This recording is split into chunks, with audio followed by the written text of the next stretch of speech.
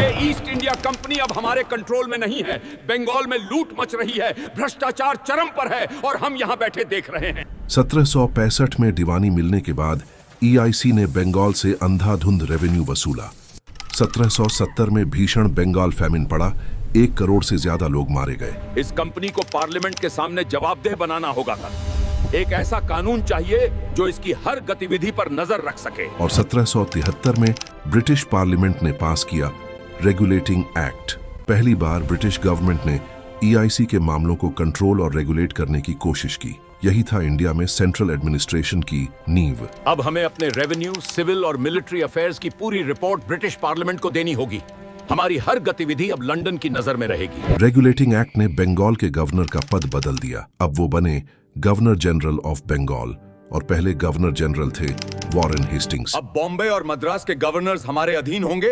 बंगाल ही India का केंद्र है और सारे प्रमुख फैसले यहीं से होंगे। रेगुलेटिंग एक्ट से पहले बॉम्बे, मद्रास और बंगाल तीनों प्रेसिडेंसीज एक दूसरे से इंडिपेंडेंट थीं, लेकिन अब बॉम्बे और मद्रास बंगाल के गवर्नर जनरल के सबऑर्डिनेट बन गई। ये कोर्ट सभी के लिए न्याय करेगा, लेकिन कंपनी के किसी भी सर्वेंट को प्राइवेट ट्रेड और ब्राइबरी की अब कोई छूट नहीं मिलेगी। रेगुलेटिंग एक्ट ने कलकत्ता में सुप्रीम कोर्ट की स्थापना की 1774 में। एक चीफ जस्टिस और 3 अन्य जजेस। इंडिया में पहली बार किसी फॉर्मल जुडिशियल कोर्ट की नींव रखी गई। अब न प्राइवेट ट्रेड कर सकते हैं, न इंडियन से कोई गिफ्ट या ब्राइब ले सकते हैं, लेकिन जब तनख्वाह इतनी कम है तो गुजारा कैसे होगा? रेगुलेटिंग एक्ट की यह जंजीर इसीलिए ऐतिहासिक थी। पहली बार एक ट्रेडिंग कंपनी को एक कॉन्स्टिट्यूशनल फ्रेमवर्क के अंदर लाया गया। पहली बार पॉलिटिकल और एडमिनिस्ट्रेटिव फंक्शंस को ऑफिशियली माना गया। ये कानून हमें कंट्रोल करने के लिए बना है, लेकिन सुप्रीम कोर्ट और काउंसिल के बीच अधिकारों का टकराव होगा। कमियां अभी बाकी हैं। रेगुलेटिंग एक्ट के 5 बड़े फीचर्स। 1.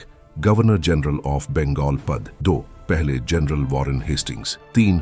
बॉम्बे, मद्रास, बंगाल के subordinate. 4. Supreme court Calcutta. 5. Private trade और ब्राइबरी पर बैन। सुप्रीम कोर्ट का अधिकार क्षेत्र और काउंसिल की शक्तियां आपस में टकरा रही है। इस रेगुलेटिंग एक्ट ने जितनी समस्याएं सुलझाई उससे ज्यादा पैदा कर दी। पहली जंजीर पड़ी थी, लेकिन वो काफी नहीं थी। सुप्रीम कोर्ट और काउंसिल टकराए और 1784 में पिट्स इंडिया एक्ट ने खींची एक नई लकीर। पहली बार कंपनी के 2 चेहरे अलग हुए, कमर्शियल और पॉलिटिकल